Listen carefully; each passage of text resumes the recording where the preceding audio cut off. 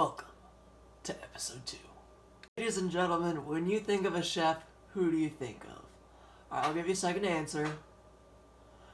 I'm guessing at least probably 4/10 of you, so like 2/5, say Gordon Ramsay, or me, Chef Josh.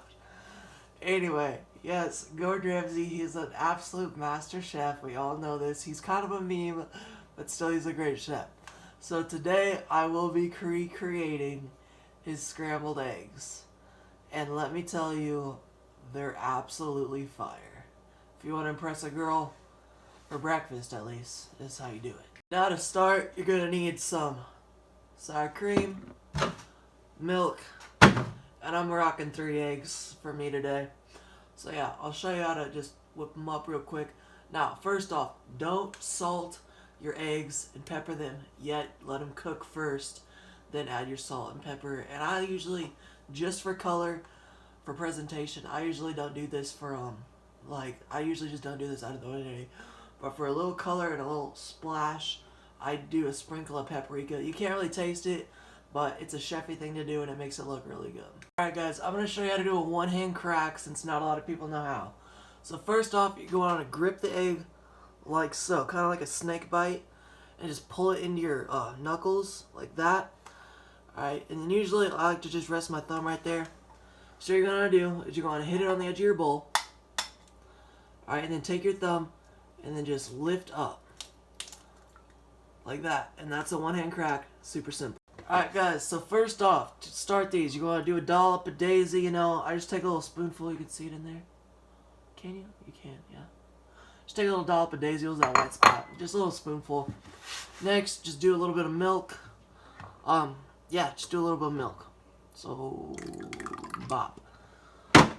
After that, I'll show you eggs when they're trying to make super creamy scrambled eggs. Again, normal scrambled egg procedure. Take a fork and then whisk till homogeneous. And yes, I did just want to use that word. Alright, so once you've given that the whiskey business, you should still see a little bit of chunks of sour cream in there. That's totally fine. As long as there's not like huge globs, just little chunks. That's perfectly fine. So next, we're going to throw this in a sauce pot. Pot. I don't know the difference. Is there a difference? Saucepan? Anyway, you're not going to put it in a skillet. You're going to put it in a pot. And then I'll show you how to give it the even more whiskey business to get almost cottage cheese like eggs. You're over at the stove top. So what you're going to do is turn your stove medium heat. Alright, now, like I said, small pot, nothing that big. So, when I say medium heat, so, you're not going to want to add these eggs when this pan's hot. So, just give it like a couple of seconds. Usually what I do is I like to use my fingers to judge. So, once it gets uncomfortable to have my fingers in the pot, that's when I like to add my eggs. So that way they're not going to sear, but it's also not just wasting time getting kind of warm. So, once it gets uncomfortable for you to have your fingers in the pot, then you're going to go ahead and take them off. If that makes you uncomfortable, or you just think that's weird, like I said, I always wash my hands. But if you think that's weird, just don't do it. Just wait a couple of seconds for that pot to get warmed up. Wait till you feel a little bit of heat off the pot. I just like to use my fingers since it's like a guarantee that that pan's not too hot or not too cold. So yeah, once this pan gets heated up, I'm going to pour the eggs on, and then I think I'm going to go and do another time lapse of the eggs just cooking and showing you kind of what you do. I like to use a whisk when I'm doing these and just constantly whisk. Literally, you're going to see me constantly whisk. So yeah, do that and you should be fine. That's about it. And then once the eggs are almost done, like you think they're not quite done, but they're done enough, that's when you're going to actually take them off, since they're actually going to carry over cooking. And if you wait and let them cook all the way through in the pot, then they're going to kind of be dry. So right as you think they're getting done, take them off, because the eggs are going to continue to cook. And then you're going to want to wait a second, plate them up. Usually I like to put them on a piece of toast. Again, presentation. So yeah, let me show you this step. Next quick thing. Words. Alright, so our pot is uncomfortable to touch now. Just pour in the eggs. So like I said, usually I'll give them about a minute-ish to sit, just kind of warm up. But once it hits that minute mark, constantly stir. You'll see it on the time lapse. So yeah, let's hop into this time lapse.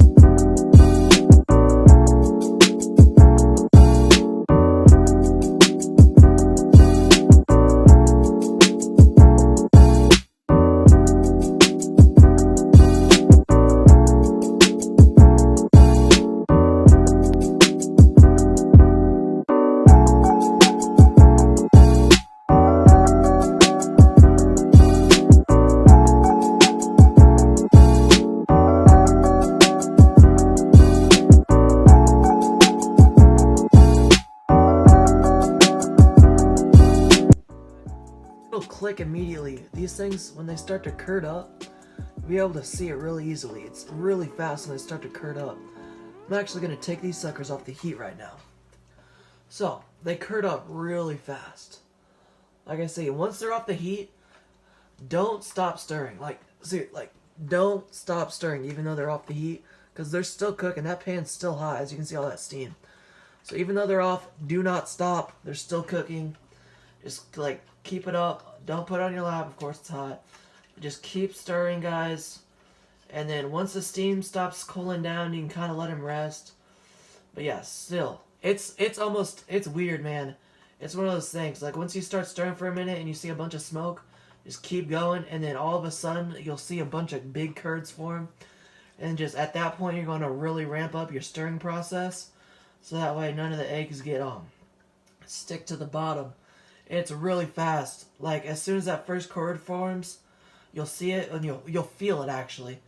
As soon as that first curd forms, I'll say all your eggs will probably be curded, depending on your heat, in 30 seconds. It's really fast how fast they curd up. So that is just my tip there. Sorry it's hard to show you because it's over that heat and I don't want it on the heat. So yeah, just keep stirring. I'd probably say keep stirring for about 1 to 2 minutes after, and then putting on a cooling pad while your toast gets ready. And then I'll show you the final product and how to really make it look good with some paprika and just coloring. So yeah. Ladies and gentlemen, this is the final product. As you can see, it looks amazing. Look at that. You get that splash of red from that paprika and you can't really taste it. You get that black pepper flake. There's some salt in there. You can't really see it though. Oh, it looks so good on that piece of toast.